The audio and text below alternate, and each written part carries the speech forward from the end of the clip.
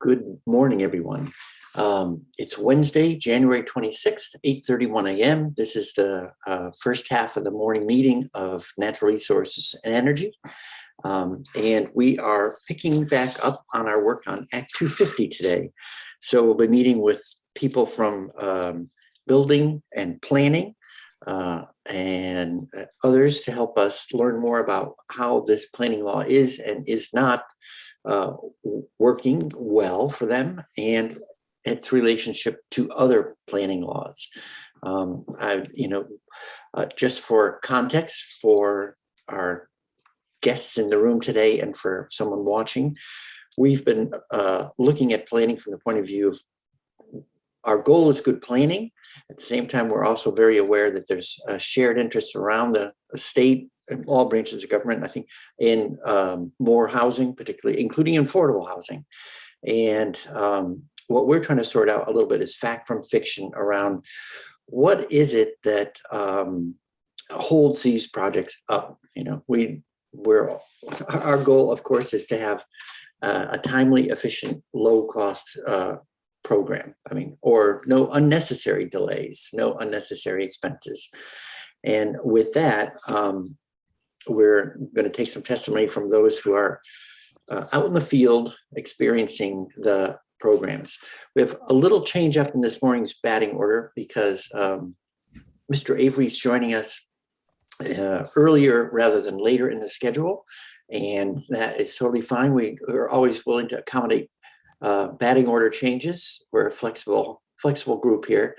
So with that, I think I'd like to start with, and we'll be returning to Chris Snyder and Pat O'Brien later this morning, two other people involved in the development world. But before we go start speaking to our planners, I'd like to start with Mr. Avery. So welcome to Senate Natural Resources and Energy. And we'd love to hear about your thoughts on how our planning laws are working, whether we're talking Act 250, regional planning, municipal planning, permitting through A&R. In the end, we need to get it all right, and we'd like to hear from you. Well, good morning, and thank you for the opportunity to talk to the committee. We certainly appreciate the opportunity to have a public voice. For anybody who doesn't know, my name is Benjamin Avery. I am the president of BlackRock Construction in South Burlington. We are a mid-sized housing and mixed-use developer based here in Chittenden County, with most of our development activities occurring in Chittenden County. We, of course, like all other developers, make our way through the process here in Vermont. And, I thought I would take the time today to, spend a little less time talking about concerns that I'm sure all you folks have heard before from the development community, and focus a little bit on some of the things that we see are working. Really just one very broad stroke statement. I'm a person who can respect any process, and as extensive as the process in Vermont can be, honestly, it doesn't, there are times when it is an obstacle economically, but I don't see it to be a process that's necessarily has structural flaws as much as it's a process that can sometimes circle back on itself. And more specifically, it's a process where there is a lot of opportunity for public comment to move things backwards, if you will, through the appeal process. So there are a lot of loopholes which allow opponents to projects to delay them again and again and again, as opposed to tackling issues up front. But really, that's not what I wanted to dive into today. What I really wanted to speak about is the smart growth and designated downtown exemption. And we have a project called Chittenden Crossing in Essex Junction. where we just delivered the first building this fall, and we will be starting the next 85 units in 2022, with 40 of those being affordable.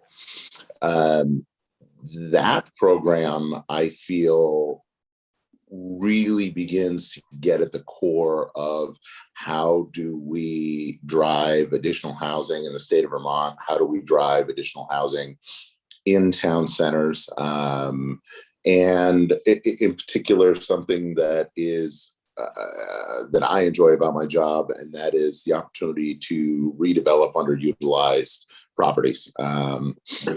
Many of the properties where we see opportunity, like the old rail yards at the Five Corners, which is Chittenden Crossing, are the opportunity to take land that is oftentimes sat for decades without being redeveloped, and revitalizing town centers, creating walkable communities, and really bringing not just not just housing, but also economic vibrancy to downtown areas. It wasn't a project that I worked on, but Winooski, sort of a decade later, being a great example of a redevelopment that has become an entire microeconomy. And the continuation or potentially expansion of those opportunities, I think, is a great way to entice developers to look inward as opposed to out when it comes to geographic locations.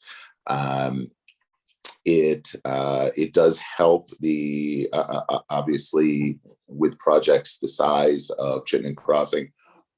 It is an excellent economic incentive to not be facing substantial fees associated with the project, which on a project the size of Chittenden Crossing can easily total between $500,000 and $1 million, depending on where it is and what it is. So that really changes the economics of a project. It allows us to not just the affordable housing component, but also to create a more robust project. So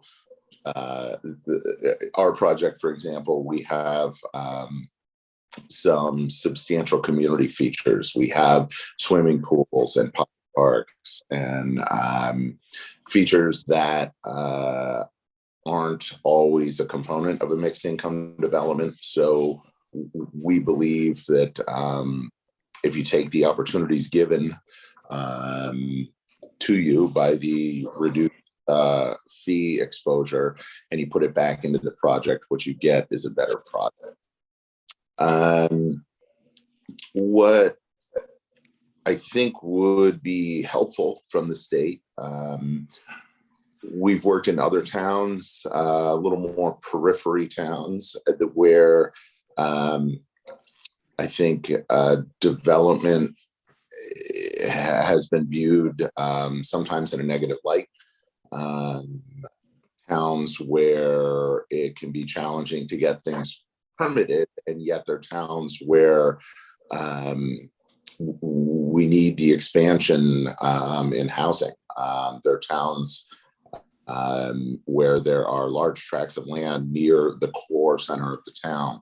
And I think that if the state and A&R were to have a little better outreach to those towns, working with the towns, approaching them and talking through some of the advantages to incenting mixed use development and mixed income housing into their community can be a benefit. I think that and really there are so many towns that I'm not familiar with across the state, but I know that there are certainly opportunities out there in smaller towns which could benefit from that growth. The other idea, if you will, that has rolled around in my head in the past, and I just haven't had the proper forum to put it out there.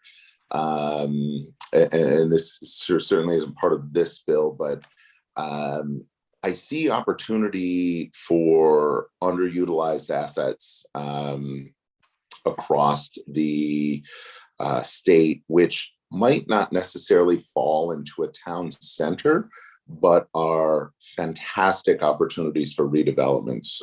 As the retail landscape has changed, I'm familiar with a number of properties across the state that are former malls, shopping plazas, which are now dormant, and they don't necessarily fall into an urban core. But we look at those as fantastic opportunities for redevelopment into housing. Oftentimes they are on busted or commuter routes, if there is one. Oftentimes they are largely impervious. Much like Chittenden Crossing, we actually reduce the amount of impervious surface through our development. So they really are opportunities to turn something that I don't think is coming back into potential for housing, which really is at the core of what our need is.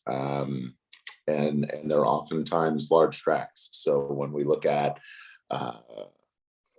what can we put there, if you can incent the developer, oftentimes you can be talking about hundreds of housing units that could sit on the site of an old Kmart, for instance. Mm-hmm. So to bring that full circle, I think in the future, the opportunity for a developer in conjunction with a town to apply for an exemption status on a specific property based on criteria could be an interesting avenue to look at. And if for no other reason, due to the sheer volume of housing that could be created on some of these sites. The other one that comes to mind is the former Rutland Mall. That I don't even know how big that site is. You could build a small town on it.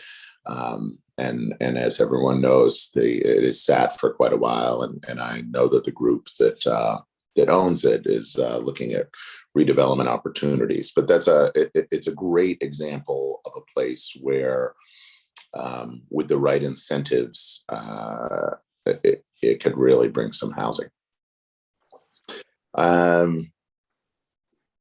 I think lastly, on the process that we went through for the designated downtown in Essex Junction, we were very pleased with the process. District 4 was very easy to work with.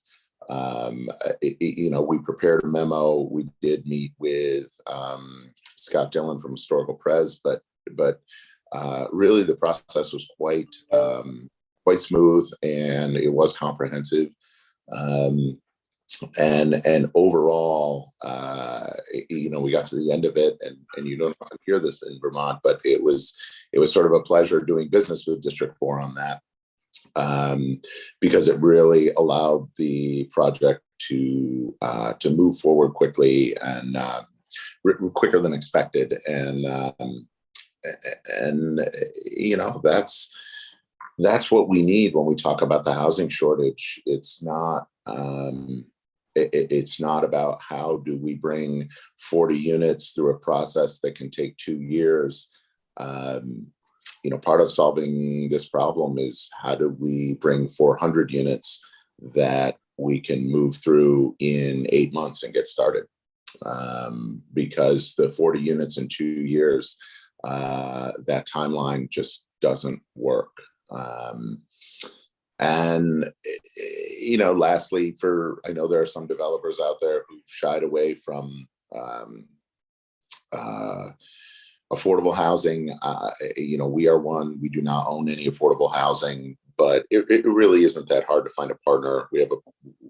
We've sold the pad site for our affordable building to an affordable housing partner that we've worked with in the past, and it's just not that hard. We do not see that inclusionary piece.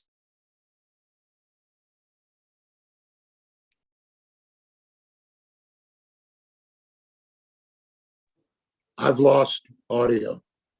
Yeah, I think actually Mr. Avery's image on my screen is frozen.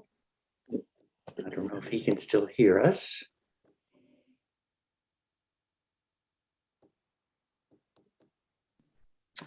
With the ghost of He's a still picture. Yeah. So, Mr. Avery, I don't know if you can hear us. For all of us, you are frozen, and I think the best step is here you are. Am I back? You are back. Okay. I'm not sure where you lost me there. Well, just about 1 minute ago. Okay. Well, to sort of summarize that inclusionary component, we don't really see it as an obstacle. Right.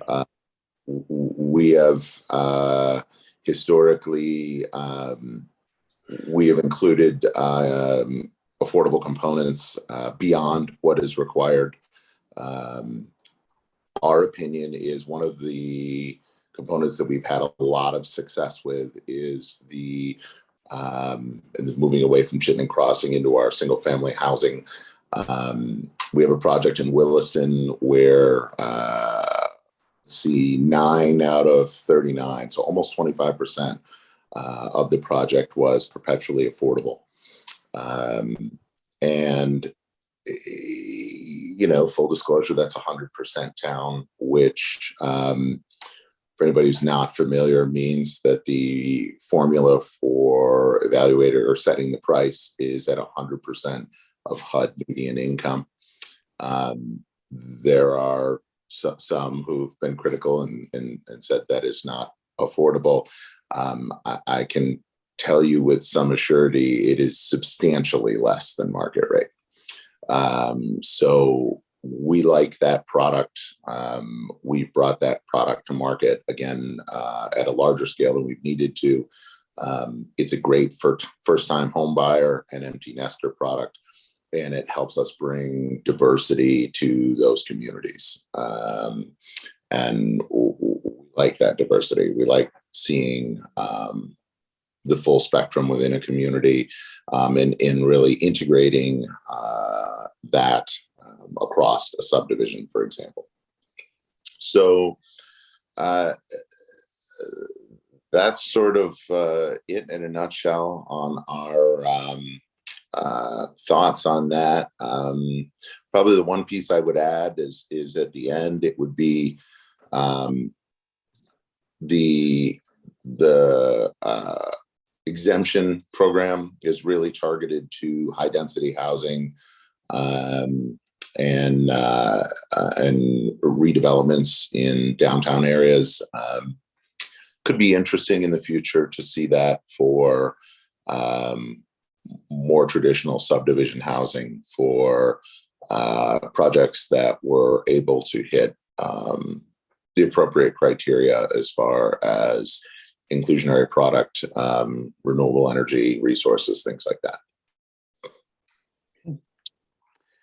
Great. Thank you very much. Any committee questions for Mr. Avery? Okay. Well, I had Mr. Chair. Yeah, Senator McDonald. Sorry about that. I didn't see you. Perhaps Mr. Avery could help us understand why people that build and develop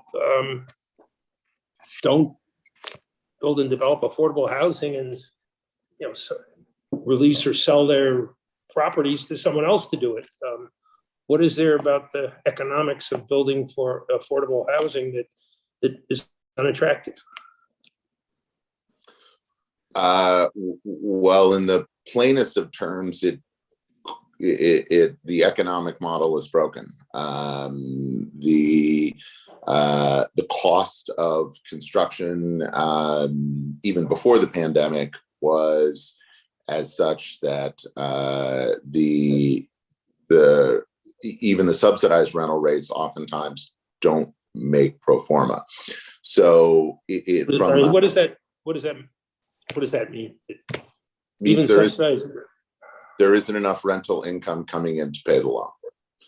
So in the very simplest of terms, if you buy a duplex and your mortgage and expenses on the duplex is $2,000 a month, and you rent each side for $700 a month, you have a $600 a month shortfall. And that is boiling it down to a simplest.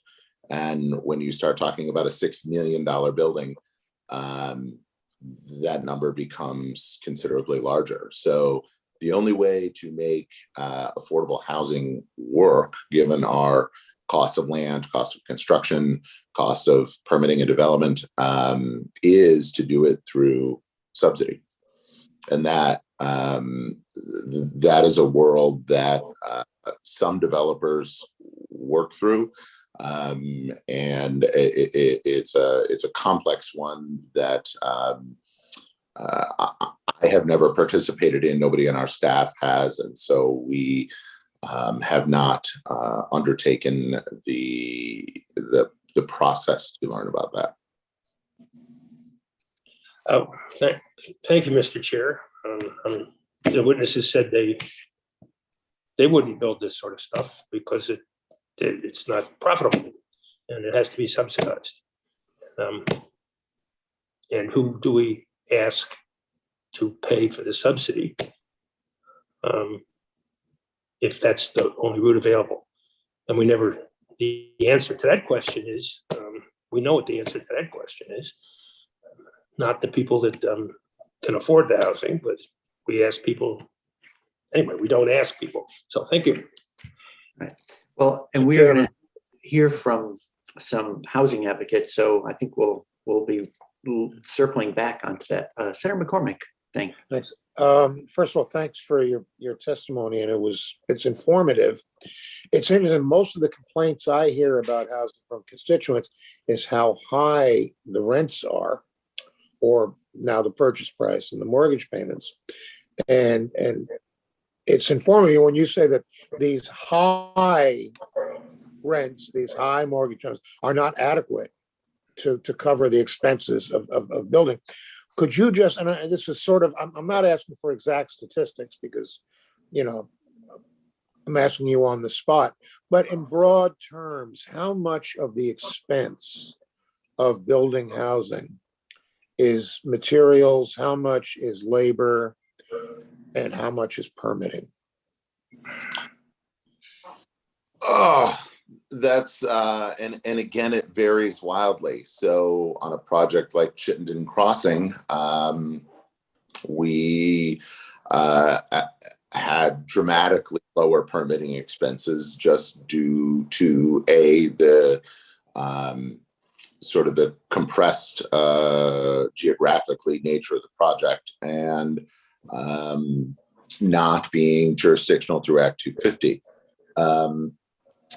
That said, there are other part of the project was on a brownfield. There are other obstacles to climb, but on that particular project, the permitting and land acquisition was just under, well, it was about 17-18% of the project was permitting cost and land acquisition. When you shift to suburban housing, so I have a project in Williston that I did add it all up because of a discussion on one of the share forums that goes around the state. And in that particular project, between expenses and fees, and so I summarized this as a check that was made to state of, town of, city of, So this does not include any engineering expenses. I have 39 homes, and with the appeals, the cost is bumping up against $19,000 per home that went into with a check that was made out to the state of or the town of. So when you start looking at that, that's pretty substantial. And that's really the difference between a project that is done in a designated growth district and a project that is done not in a designated growth district. Both types of those housing is important. And just as an aside, that particular project I'm speaking of, there's no discount on those perpetually affordable units. So I can sell one unit for $500,000, and I'm selling the one next door, which is substantially the same size, for $349,000. And the cost to me from a permitting and fee is the same. So by percentage, those affordable units take a substantially bigger hit. Okay, if I understood you correctly, I mean, you take from a legislator takes from an answer what he wants to hear. I hear your whole answer, including some disturbingly high numbers for permitting. But if I also take from this that your permitting costs are a lot lower in a concentrated area. Yes, by percentage, they are. And you know, generally speaking, just to get people's head around, and you know, my numbers vary from Chris's numbers, or you know, it's a little different. Yeah. But if you asked me to sit down and back of the envelope tell you how much a building's going to cost, the round number I use is $200,000 a unit. So that is to give people an idea of cost. That is roughly what a market rate apartment costs to build. And that's in a blended, not a specialty building that's all studios or something like that, but across our buildings, which are pretty much equally spread across 1, 2, and studio. That's a back of the envelope number that I would use, and that would include permitting, land cost, and construction cost. Yeah. Thanks. Thank you. Well, thank you very much, Mr. Avery, for coming in, and you're welcome to stay or step out whenever you like. Just checking to make sure I'm not missing any other committee questions. Okay. Well, again, it's really helpful to hear from the front lines, and we'll change gears a little bit here. And thank you again. Go to Mr. Baker and hear from some of our planning and town colleagues. Okay, so good to see you again, Mr. Baker. Thanks for coming back, and thanks for switching up the batting order. Oh, no problem. Thank you very much for having me. And for the record, my name is Charlie Baker. I'm the Executive Director of the Chittenden County Regional Planning Commission. Yeah, definitely going to take you up a level. I do not actively build homes, so I can't give you that perspective. However, I can give you some perspective on the overall planning and permitting system in Vermont. Also informed by my previous experience before moving to Vermont. I ran the largest permitting department for the county of Newcastle County in Delaware, with a population over 500,000, where we did more permitting than the entire state of Vermont does annually. So I'm very familiar with permitting systems, and worked in a couple places before that as well, on the governmental side of permitting. And I think one thing, I guess I'd like to talk about the permitting. What is the purpose of the permitting regulations, right? Like, why did we set them up? And in my experience, in my past job, we made some very significant policy changes on environmental protection, redevelopment, and workforce housing, which I think are kind of ubiquitous issues across the country. How do we address those issues? And I think there is opportunity for Vermont to better address those issues.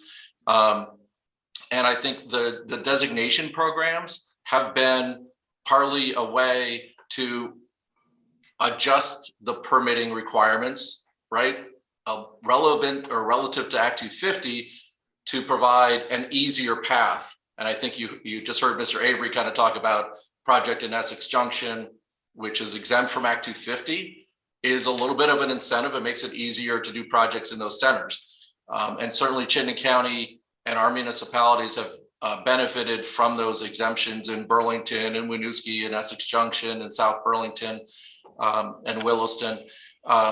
They do make a difference, and it's a policy decision the state made. I think the bigger issue, if I can back up, is this isn't really about Act 250 per se. This is about the permitting system in Vermont, and the fact that it's not well integrated. And so I worked for a local government previously, but the state permitting system was kind of integrated. Like, we knew that we had to wait for a state permit to be issued before we could issue our permit. We don't have that in Vermont. And I think at the beginning of Mr. Avery's comments, I think that's kind of what he was referencing when he kind of made a comment about sometimes you get into a circular iterative process. And it's because if you're having to address getting approval from the municipality, state agency, or agencies, I mean, you have to deal with DEC and VTrans, and you have to go to the District Environmental Commission to get an Act 250 permit.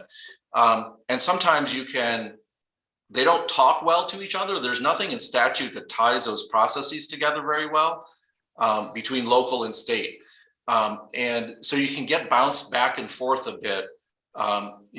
One jurisdiction says one thing, and then you got to kind of go back and maybe the other jurisdiction said another thing. You got to kind of reconcile that.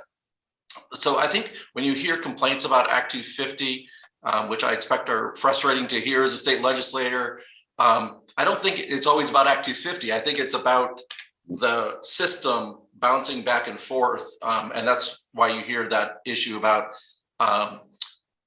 repeated or repetitive reviews of issues. There isn't, and some of that has just evolved over the last 50 years because Act 250 came in at a time when a lot of municipalities didn't have much in the way of regulation. So I do think there's an opportunity now to really make some strides in improving how we both regulate and encourage what we want to happen. Put very simply, I think the state's role ought to be more environmentally focused. I think it always has been more environmentally focused, right? We set up district environmental commissions to focus on the environment within Vermont and environmental resources. We have a natural resources board. And that, I think, is where some of the struggle is happening now, and some of the challenges, because there isn't a total lack of, there isn't total transparency about how resources should be protected. And you can see it,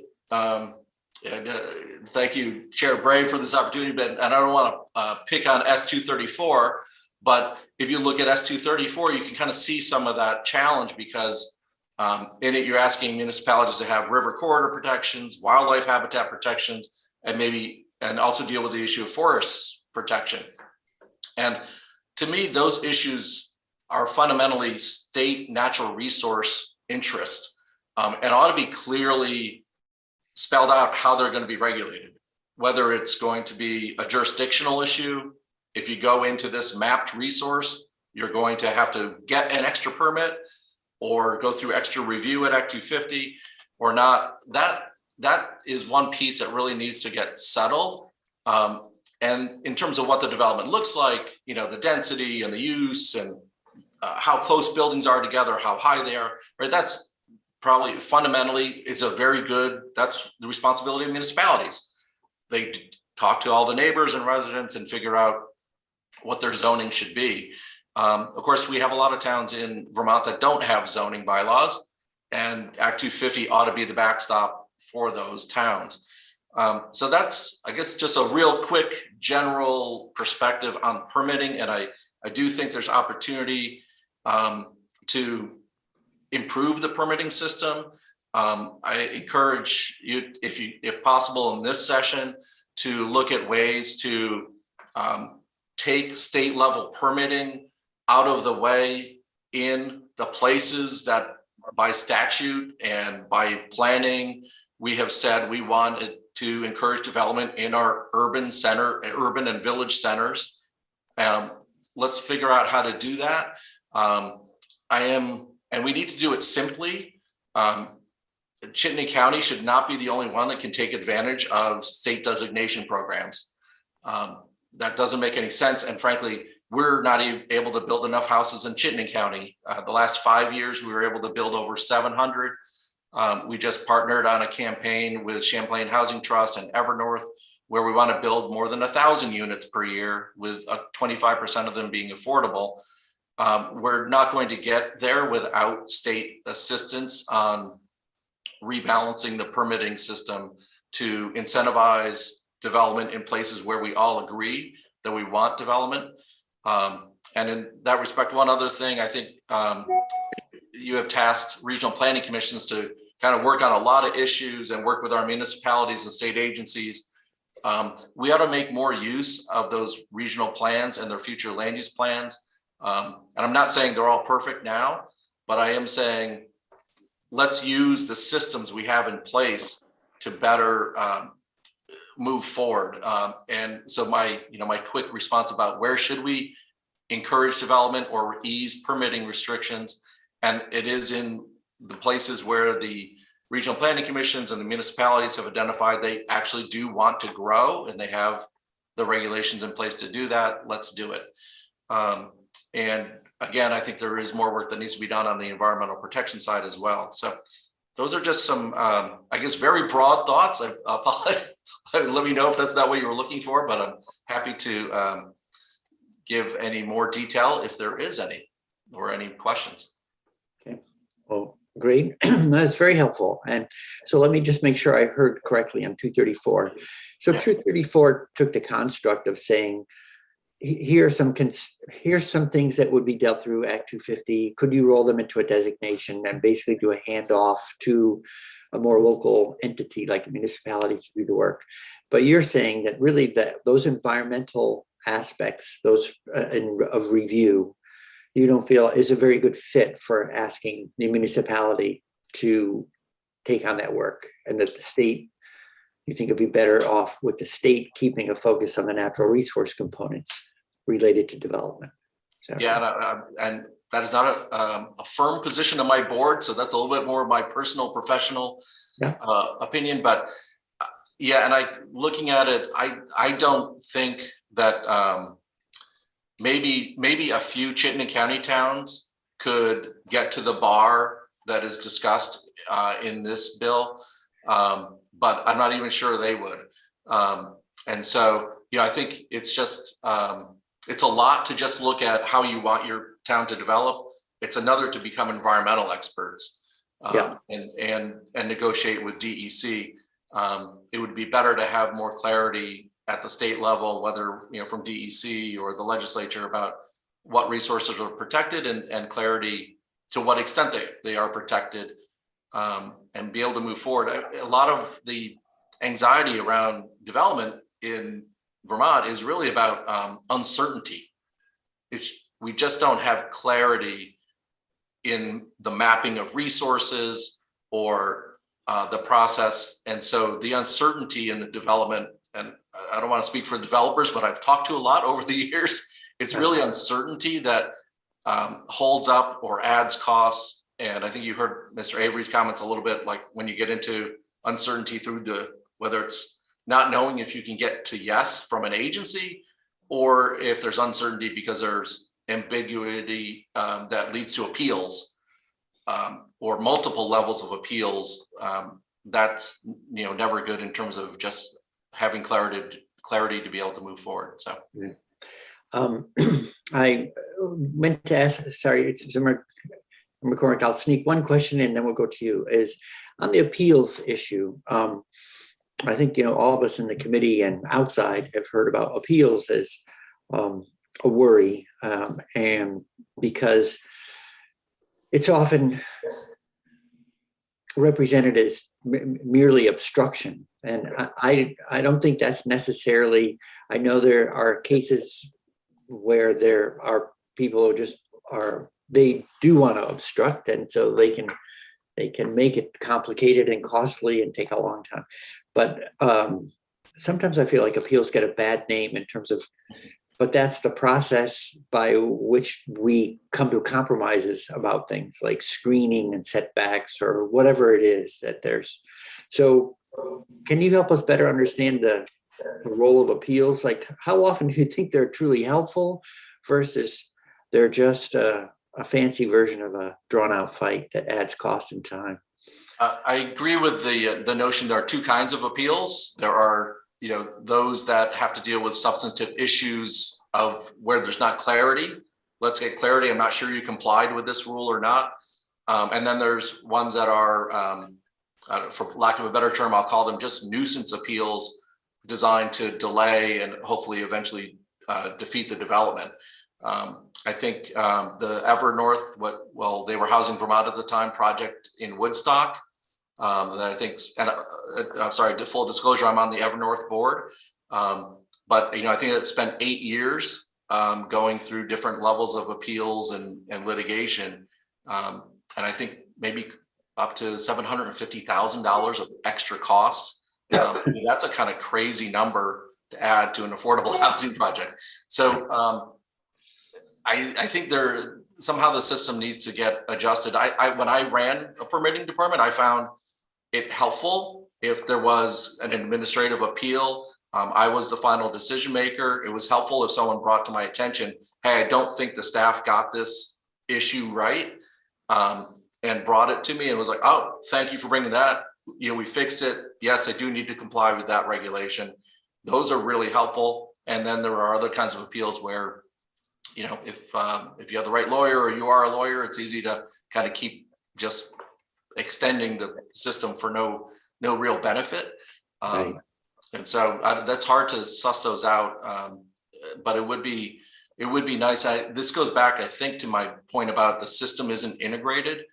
So because it's not integrated, you can do appeals in different venues at different times. And that is a kind of a difficult thing in Vermont, I think, to deal with. Okay. Senator McCormick? Thanks. Well, while we're on appeals, first of all, I'm representing Windsor County. I'm very familiar with the Woodstock issue, and there's no question that should have been resolved sooner. Maybe permit denied, maybe permit granted. One way or another, it should have been resolved sooner. And the fact that the permit ultimately was granted after all that expense is unfortunate, sort of. So, but the fact we generally say you don't build the church for Easter Sunday. You don't design the church around it. The idea of designing the law because being in response to what is really an anomaly, and that was an unusually problematic. You have just answered a question I was going to ask, which is that there are times when appeals are appropriate. Absolutely. It's a property rights issue, actually. Okay. I got into trouble once for just saying sometimes the NIMBYs are right. They have property rights to protect like everybody else. But we do have an acknowledgement that appeals per se are not a problem. It's the misuse of appeals. Are we? Yeah, I mean, I guess I would say that in my experience, or based on my previous experience, Vermont has a lot of opportunities for appeal at different levels. That is, kind of unique, partly because our permitting system again is not integrated and has disconnected pieces, so you can appeal different pieces in separate processes. Yeah, I guess we have, I think we're all in agreement that we want a faster, easier, less expensive permitting process. The question for me is, does that mean exemptions or does it mean expediting the process?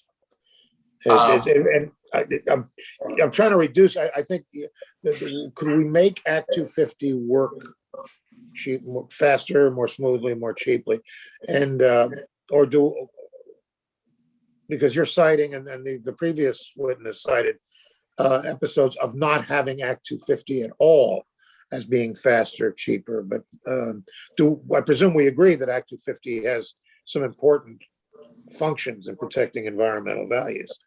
Mm-hmm. Yeah, and I think it's really back to the clarity question. What are you trying to accomplish with Act 250? We're trying to accomplish environmental protection. Let's be clear about what resources we're trying to protect where.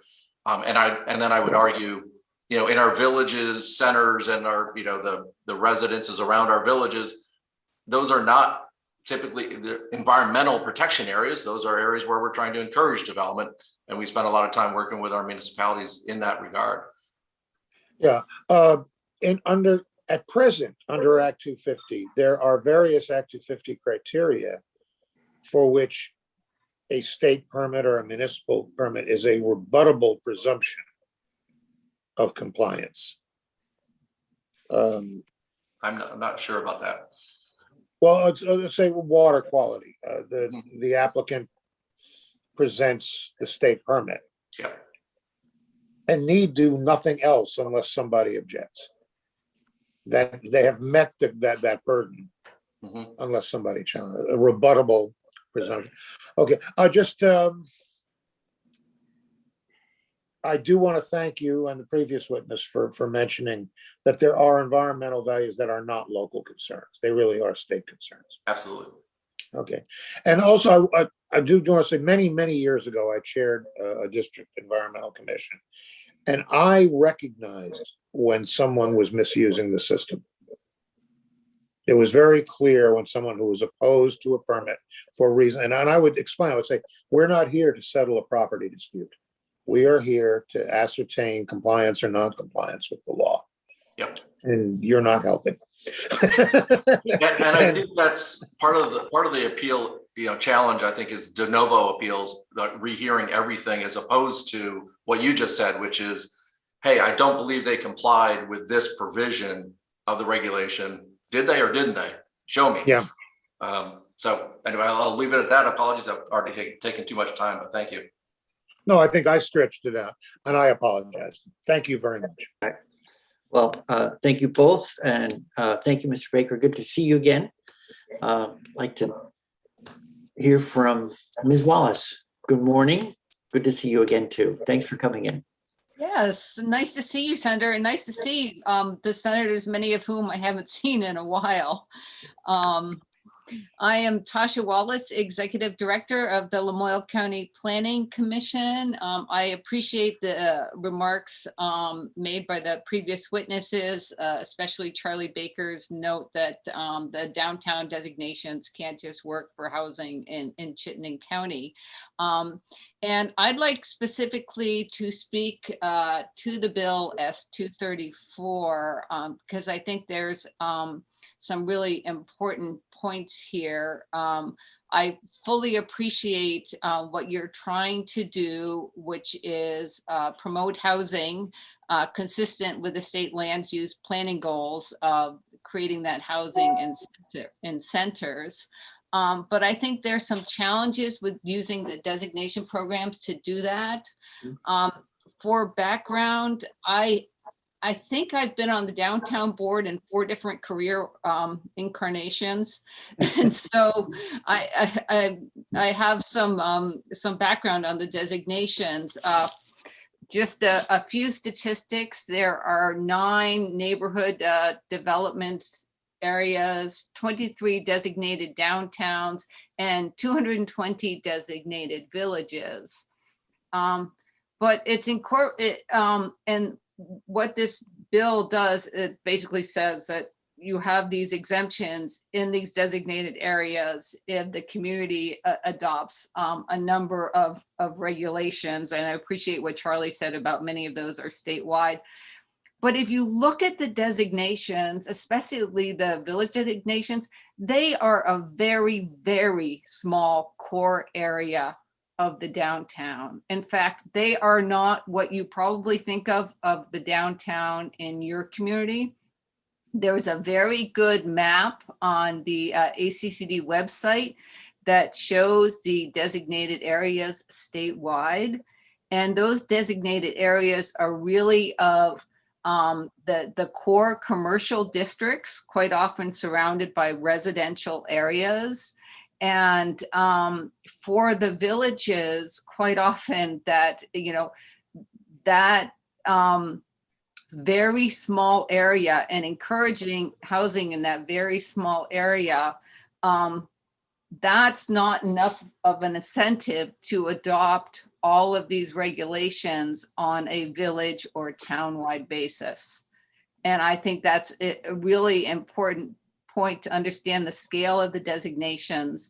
And maybe there's a better way to define the areas where you want to provide exemptions or expedited permitting, because I don't think those really achieve what you're looking for. Let me give you an example of the village of Jeffersonville in Senator Westman's area. That is a very small designated village area.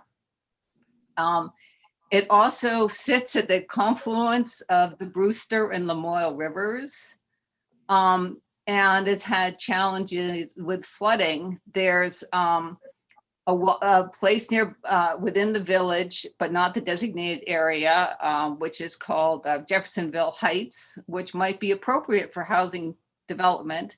It's certainly walkable to the center, but it sits outside the designated area.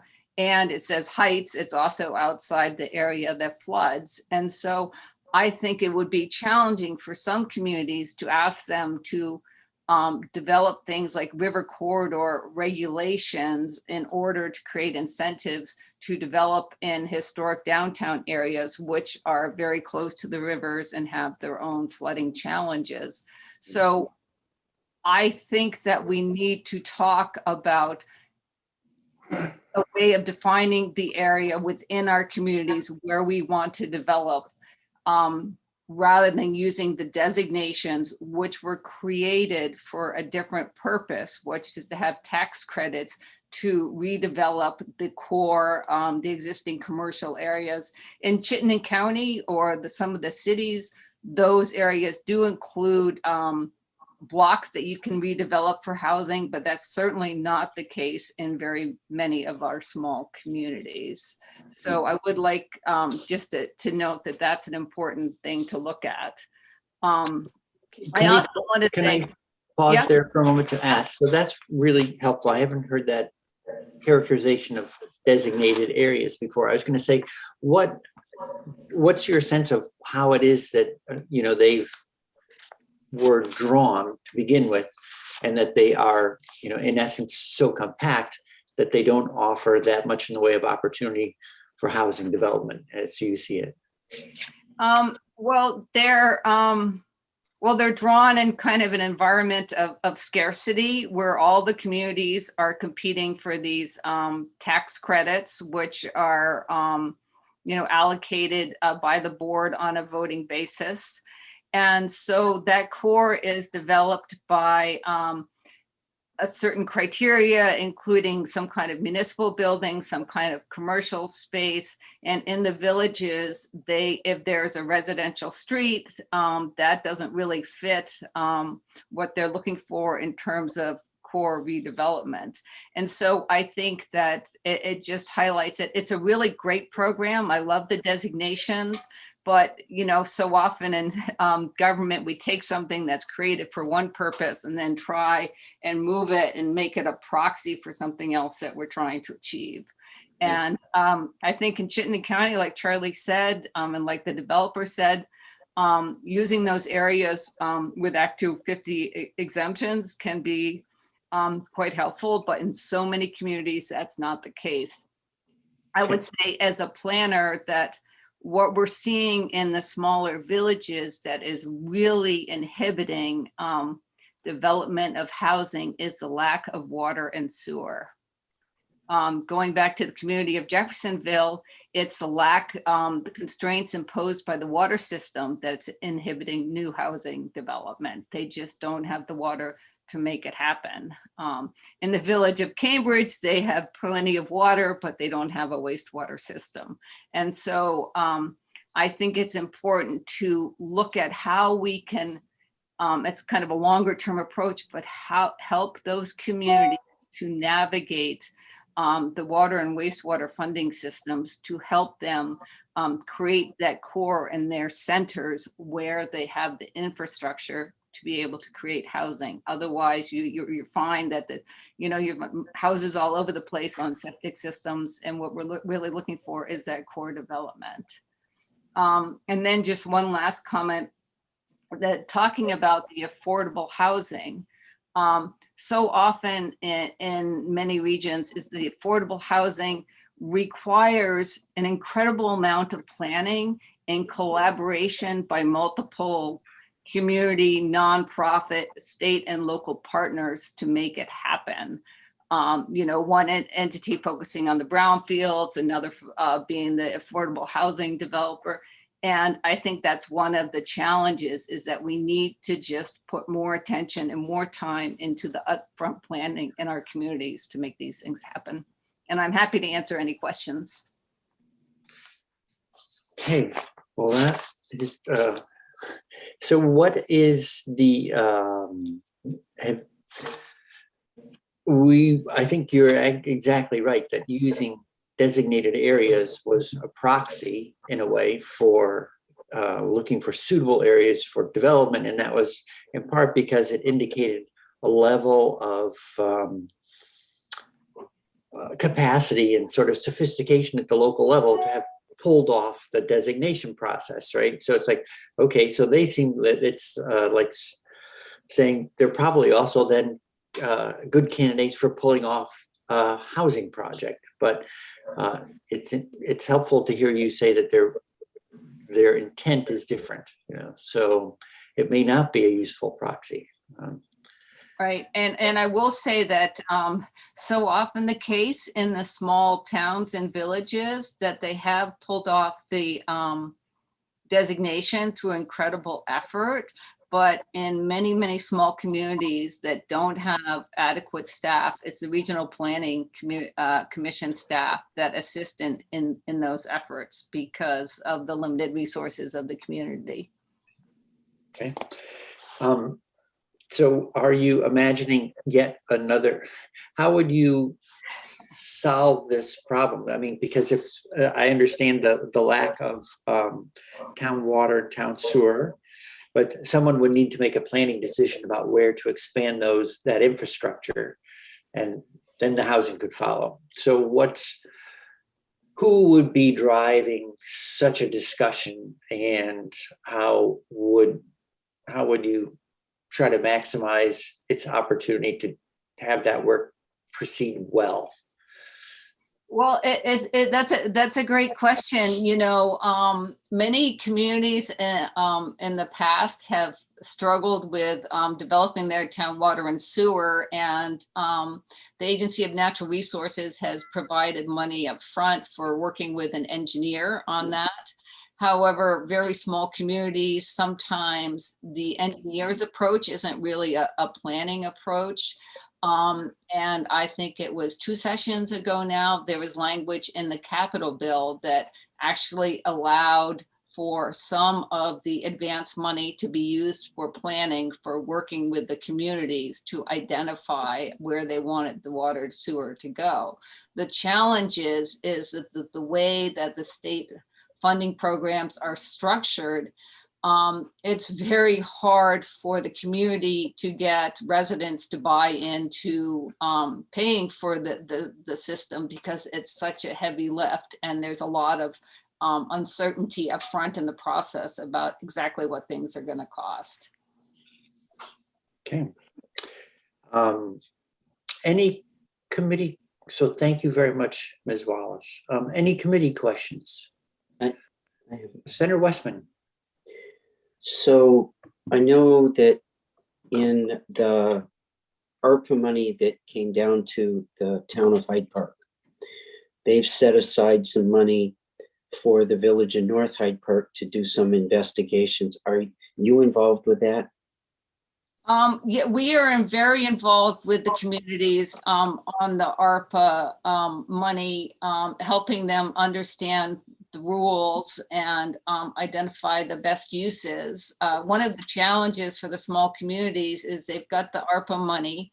There are also state programs which fund with ARPA money that fund certain activities. And now there's the infrastructure money, which is also coming in. And, V-Trans said to us recently, towns should think about whether or not they want to invest, in a bridge if, infrastructure money can pay for that town bridge. And so, yeah, we work closely with the village of North Hyde Park, and they're actually a designated village center. And with the new money that was passed last year, they do have the opportunity to also apply for the downtown transportation fund through the downtown board, which they haven't had in the past. And they're looking at that as well.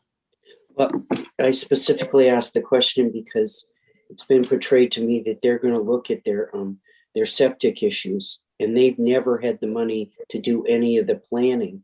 Larger communities have planning offices and abilities to apply for grants and get ready to do that.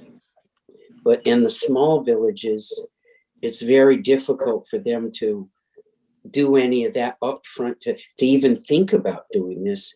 And and North Hyde Park seems like a prime example of that to me, of those small villages that. And so I just wondered where you were in that process, because we don't do a very good job helping small villages even envision these projects. And thank you for that question, because we are actually entering into an agreement with the town, and the money that they are using to pay for our services is coming from that change in the statute that happened 2 years ago, where some of the advanced money can be used for planning services. Okay, thanks. All right. Well, thank you very much. I'd like to once again switch up our batting order a little bit. I just got to, and so thank you again. Good to see you. Stay if you like, of course, or go on to the next real or Zoom meeting, whatever works for you. So, Ms. Bridgewater, I understand that you need to be leaving and not that long. So if Ms. Horn, if it's okay with you, we'll switch the order here so that we don't lose Ms. Bridgewater before she has a turn. Does that work for you, Ms. Horn? That's fine. I can be here until 11. Okay. All if right. you guys have the stomach for it. Right. So good morning. Thank you for coming in. And sorry we're getting to you a little later than I thought originally. So. Okay, I really appreciate the opportunity to talk to you this morning. Thank you for inviting me. I'm Elizabeth Bridgewater. I'm the Executive Director of the Wyndham and Windsor Housing Trust, and we're in Brattleboro. Although we serve the 2-county region, we've got rental properties and home ownership services for first-time home buyers, home rehab services for both homeowners, and now with this new program that was rolled out for multifamily property owners. We're also real estate developers and have a robust pipeline. So it's through the real estate development lens that I'm speaking to you this morning about this proposed legislation. So I also, before making comments on the S234, just want to thank you all for your work in advancing affordable housing. Funding for VHCB, I know, is a big commitment this year, and it's a huge, important source of funding for us. And so I just want to thank you for that commitment. And then this process of looking for ways to streamline development is also a really important component of just getting more housing onto the market. We've just seen through this crisis that we already knew existed, just so exacerbated in the pandemic. And we've had cash buyers coming from New York and Connecticut, flooding into southern Vermont, and pushing people out, and it's just exacerbated the crisis. And then I think through the some of the homelessness programs, we've realized that the count of homeless folks in Vermont was underrepresented for many years. And through the pandemic and the hotel program, we got a sense of how many people are really struggling. So just on all levels, we've got a housing crisis and we need opportunities at various levels of the system. I think aligning Act 250 with this goal is a positive step. It was interesting to hear the previous developer. I think he was diplomatic in his approach about how onerous it is, and I'll be a little bit more direct. It's, you know, it's definitely a challenging barrier to get over, and it adds time and cost and above all risk and uncertainty. One of the previous speakers talked about that uncertainty, and it is a critical consideration that we take into when we look for opportunities. So just to put a fine point on the cost, we've spent up to $50,000 to $75,000 depending on the project budget. We also have to hire an engineer to help with the permit application, so that can add another $3,000 to $5,000.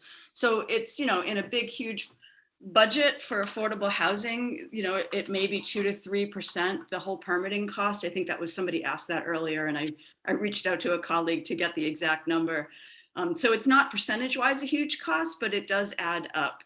And there's a wait time, and the appeal process can really slow things down and add those additional legal fees. We haven't seen an appeal process like the one in Woodstock, but of course we know that possibility is out there, and it kind of terrifies us, to be honest. So when we look at affordable housing opportunities, we look at Act 250 and how to avoid it, to be really frank. The priority housing project designation is a great way to do that. And we've used it in a number of projects recently in Brattleboro and in Rockingham. And I guess I bring that up because I know that it's been eliminated in this new bill, and I need to just put a plug in to bring it back. I think it's a great tool. It's also a great way to incentivize private developers to do mixed income housing. It was really wonderful to hear Ben talk about how that is not a barrier for private developers, because I think that's our viewpoint too. And I think the 20% threshold is a good one. I'm a real advocate for housing at all price points, because I think the system needs to be healthy. And so I think it's exciting to hear private developers talk about that same thing. They're doing more percentage on the higher income than we are. We're looking at more of 100% affordable and some moderate income price points. So I think having multiple players in the system all prioritizing mixed income is, I think, a positive thing. And this priority housing designation is a way to ensure that that happens. So if that horse has left the barn and that's not coming back, then the other thing I would advocate for is in looking at the priorities that are now going to be embedded at the town level. So essentially this bill shifts the responsibility from the developer to the town. And the threshold at the town level has a menu of options, and by only requiring one of those options, it's a pretty low bar. And I'll use the Housing Commission option as an example. There are no clear outcomes of that. There's no clear sense of what that means and who can get on it and what they're designed to do. And so I can see that being a pretty low bar for the smart growth district, and then no other incentive for affordable housing in there. So I feel really concerned about that. And I would just encourage you to go back and take a look at that. I think another area of this proposed legislation that needs more clarification is the idea of an exemption surviving a designation that may get pulled back. So, and this goes to earlier comments about things getting recycled and having to move forward and then move back and move forward and move back, which is really can put a project in a vulnerable position. So the way I was reading the legislation, it looks like the exemption goes away if a designation is pulled back. And so since the developer doesn't have any control over those designations and what's going on at the municipal level, it feels like it's putting the viability of a project in the hands of a process that we don't have any control over. And so I would strongly advocate for some kind of grandfather provision, so that once an exemption is granted, if a designation for some reason, because of lack of attention or some other reason, gets pulled back from the municipality, that exemption survives that event. Because if it happens, later on in the development process, after significant money has been spent and designs have been approved and funding is committed and we're heading into construction, that can really set us back a tremendous amount of time. So again, adding that uncertainty can, or eliminating that uncertainty, I think it would be a really positive thing. The other thing I wanted to talk about that's not necessarily directly related to this bill, but is I think germane to the overall conversation about how to speed things up, because I've been hearing that this effort is partly tied to this idea that we don't want to lose the opportunity to spend ARPA money because there's a deadline on it. It's a great opportunity. It's applicable for housing. And somehow this Act 250 issue is the thing that's holding that back from us meeting that deadline. And I do think that clarifying Act 250 and streamlining it is one really important component to speeding things up. But there are so many other aspects of the development process that are not being addressed in this, in other ways that I can see, that I think that happen concurrently, that if those things aren't taken care of, the speed is not going to increase. So I just want to call out a few of those things, because I don't want to overpromise in this conversation that if Act 250 was streamlined, that somehow everything was miraculously going to happen in a much faster manner. And the thing that I just want to call out is the environmental review, which is a HUD requirement. So it's a big part of our world, because we use a lot of HUD funding that comes through VHCB to finance our projects, and they all trigger this what's called an environmental review. And it's a pretty onerous process. It can take 6 months to resolve at a minimum.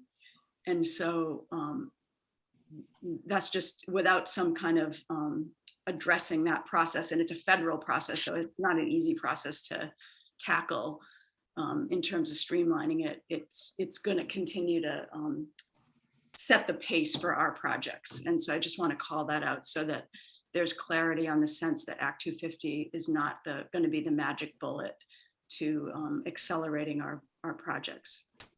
The other question I had was just, I think Tasha spoke about this a little bit, is this, I found it intriguing, if we're trying to speed things up, that there's an added layer of designation already on top of already existing designations. And I know we just went through working directly with the town of Putney to create a neighborhood development area. That took 18 months to accomplish. It was a really positive process, both with the town and with the district coordinator. But it just takes time, because they didn't have their zoning bylaws lined up to meet the requirements in order to even apply. So again, all of these things take time. So if our goal is speed, adding another layer may not be the best way to get there. And so I was just curious whether or not some of these policy objectives can be achieved by looking at the current designations and not adding another one. Finally, I just wanted to say there's some positive aspects of this House bill that's been introduced that I think is also aiming at some of the same policy objectives. It's H511.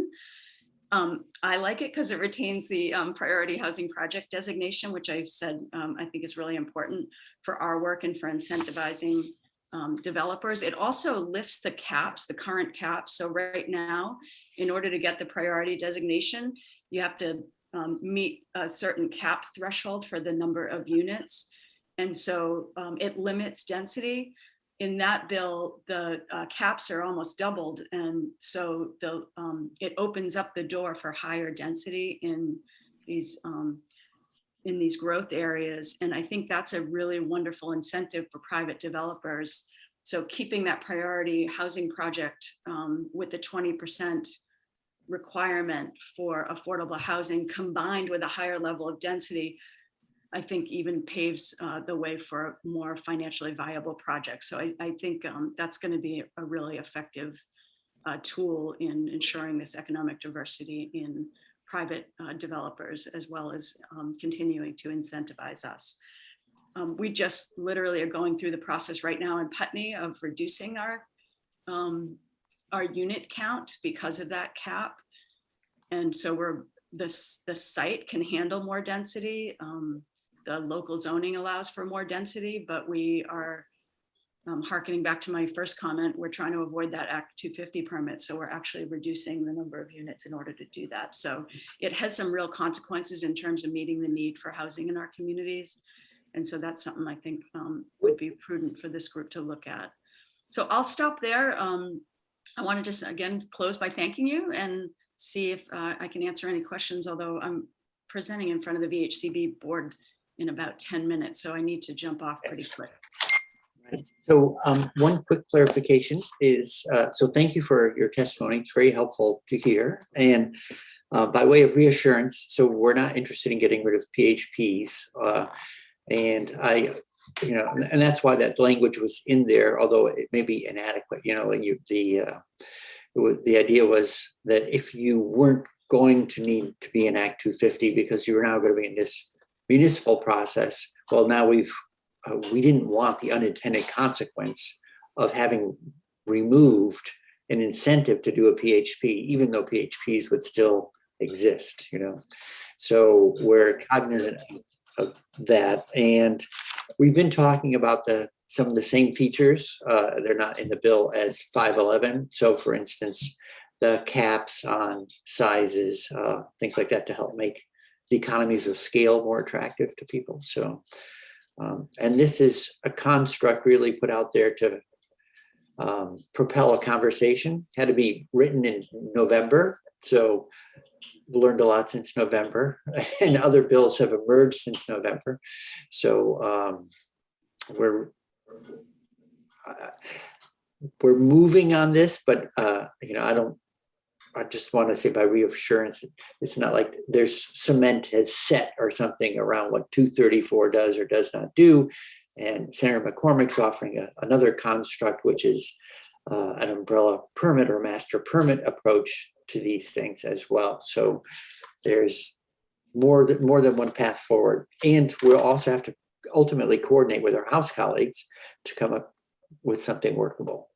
I'm going to have to step out at 10 to go to economic development, and Senator Westman will take the helm. But so Ms. Horn, while you're testifying, please don't be offended if I disappear off the screen. And with that, I'd like to go back to Senator McCormick.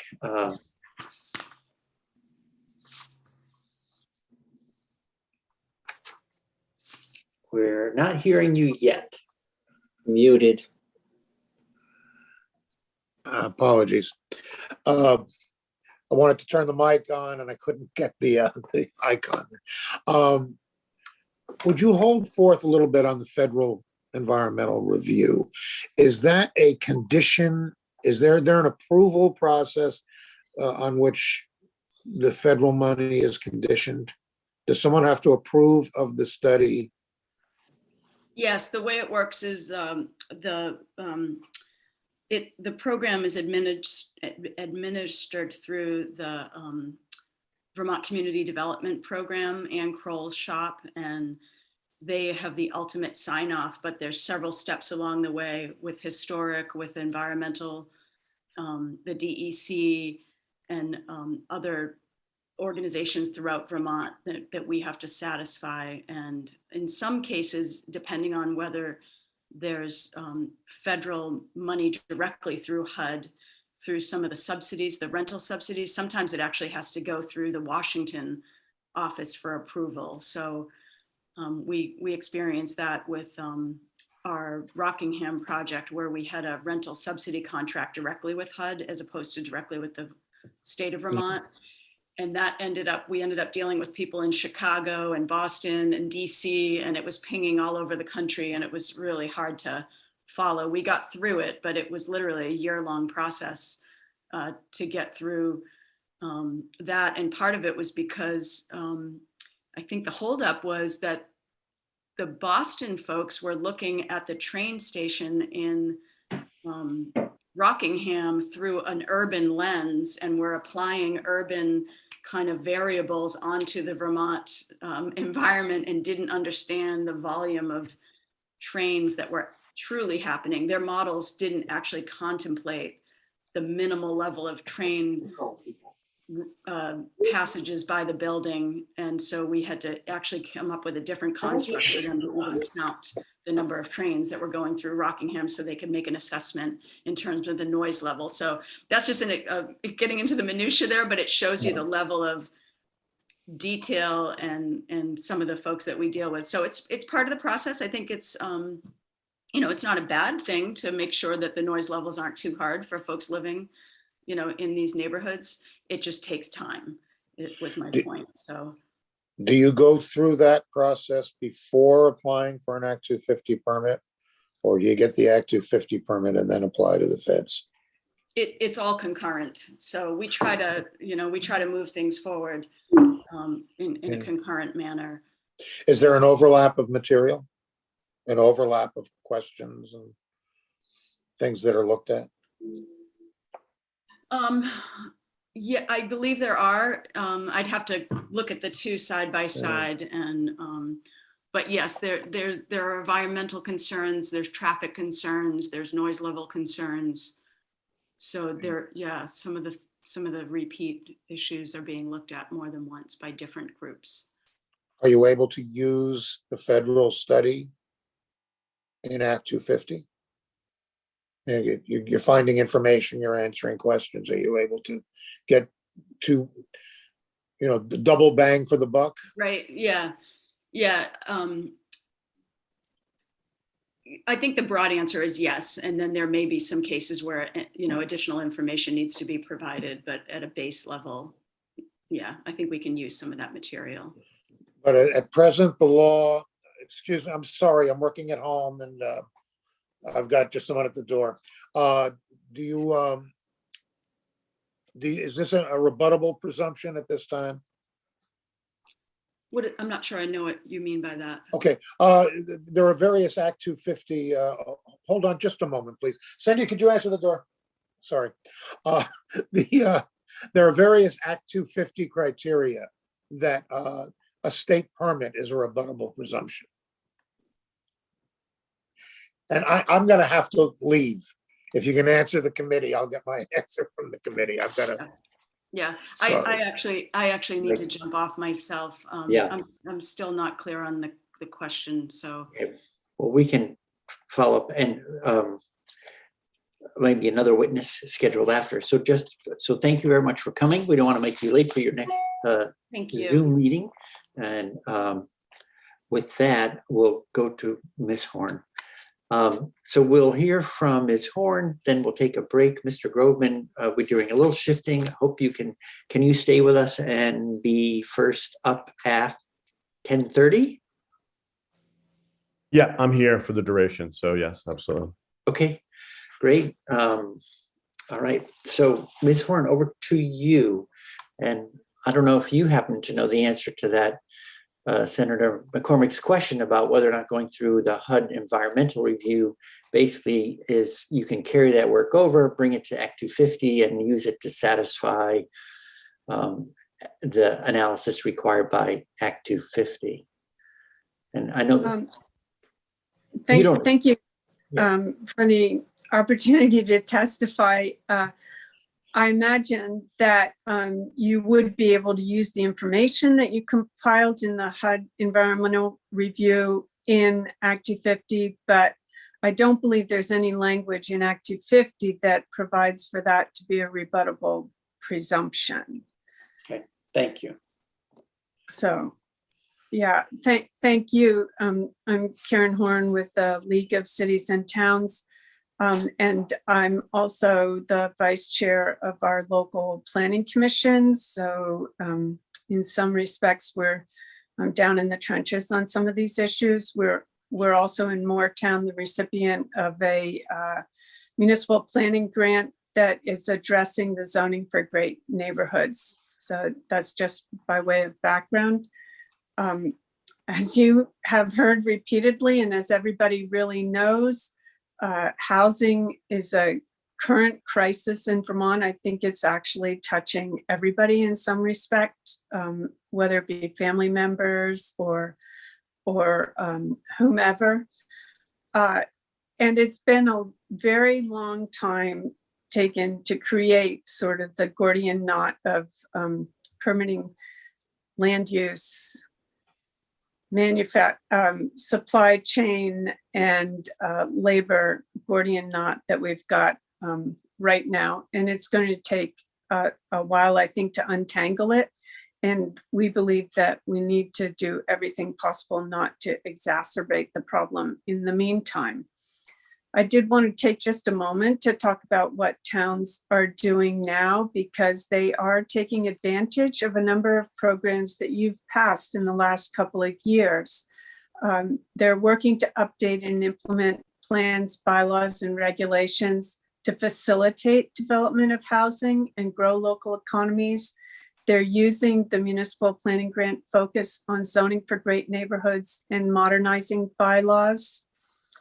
They're working with nonprofit and for-profit developers, as well as individual homeowners, to take advantage of both existing and proposed funding to build housing.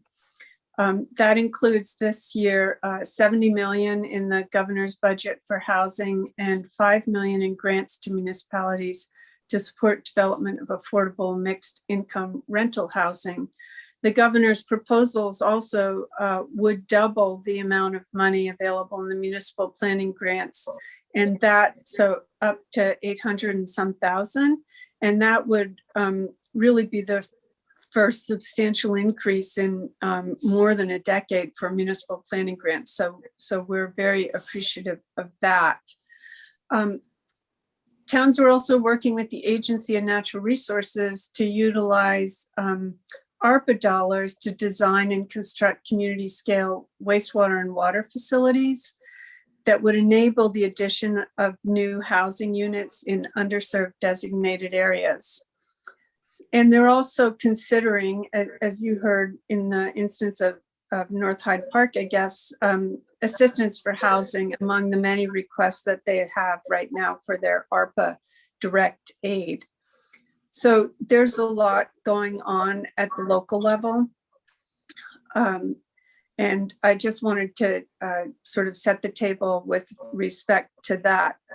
I want to speak directly to H234 and maybe even in more direct terms than the previous witness.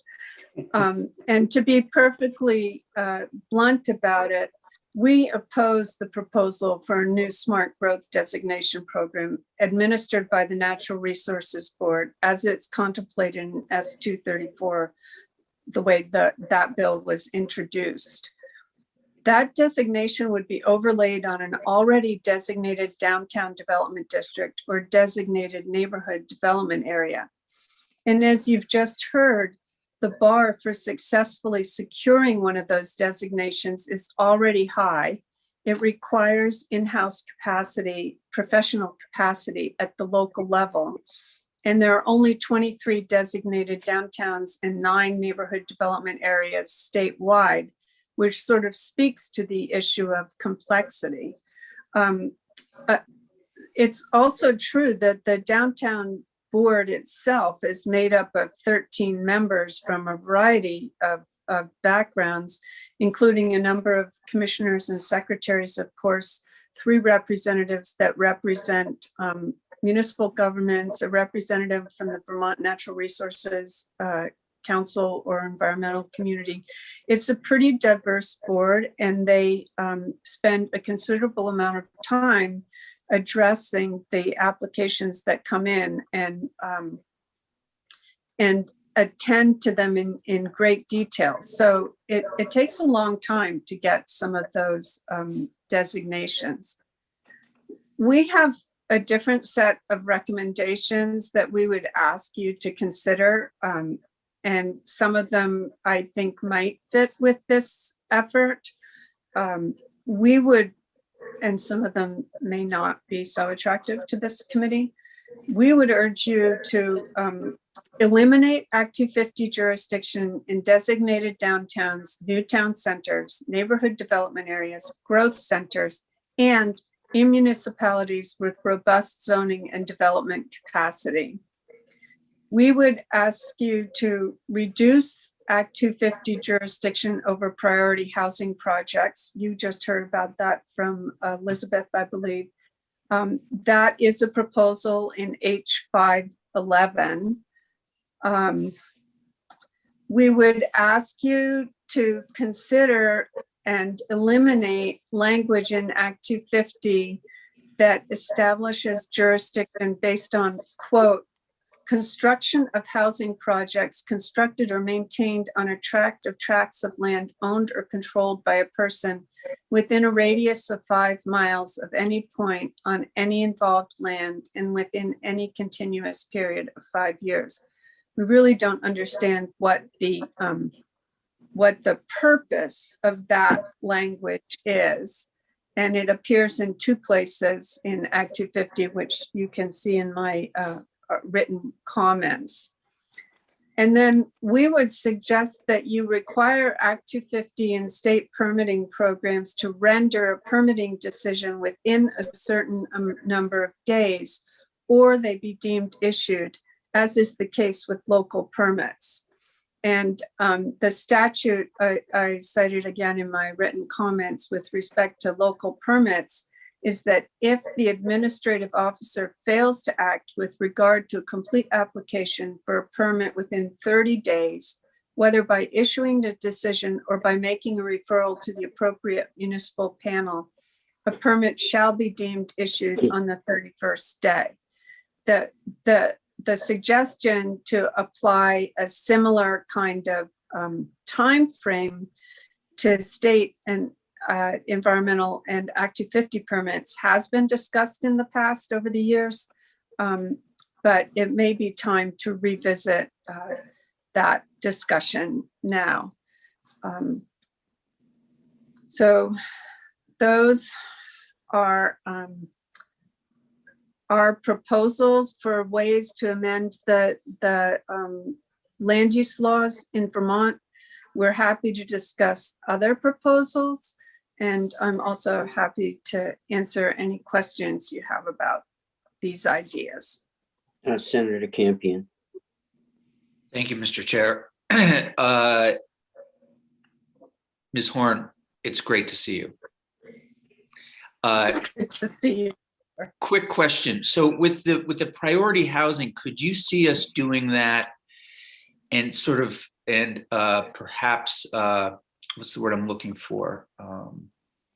Just limiting the number of years, doing it for a couple of years, and then, sort of reassessing, something like that.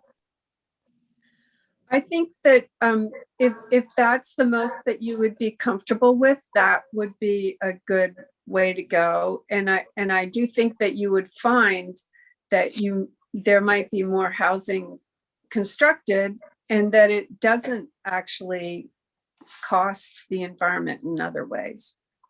Yeah, I was just thinking about it. Sunsetting is what I was thinking about. That was the word I couldn't come up with, and almost as some kind of pilot, just to see, like you're talking, just to see what the impacts may or may not be.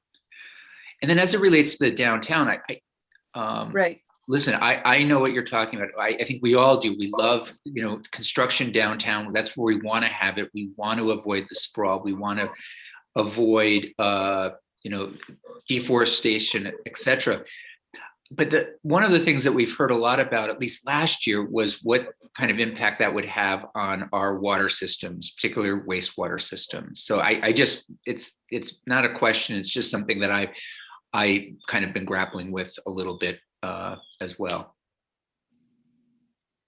So there's a number of different sets of circumstances, right, around water and wastewater. You've got, as Tasha referred to, you've got village centers that don't have wastewater capacity now, and that's constraining their ability to build anything. The agency, the administration and the appropriations bill last year provided for up to 10 communities to be able to do feasibility analysis and construct centralized wastewater systems in small communities, in villages specifically. And according to the agency, there are about 200 village centers now that do not have wastewater capacity. So that would be quite significant. But then on the, with respect to municipalities that do have wastewater capacity, quite a few of them have undesignated capacity. And so to the extent that you can make it easier to, for housing to hook up to those municipal facilities when it's built, that would be very helpful also. So there we had a recommendation that I believe your committee passed last year that didn't make it all the way through, Right. that would eliminate the duplicative permitting around municipal connections. Thank you. Thank you. So you mentioned 10 communities last year that they had, the administration had in the budget. Do you know if that money was all expended and whether they expanded that to go forward? Well, the program is going forward. There are up to 10 communities that that would be eligible. They could fund, I believe, and the Agency of Natural Resources is working with communities right now to sort of put those kinds of projects together. There's been a fair amount of interest in that. So it is moving ahead, but there's not a new wastewater system built yet anywhere. Well, we know these projects take a long time. They take time. Yeah. Other questions? Do you have anything else you'd like to add? No, we're happy to come back to discuss these issues further. Thank you. Thanks. I guess we are off now for about 20 minutes. And Mr. Groveman, if you can be back at 10:30, we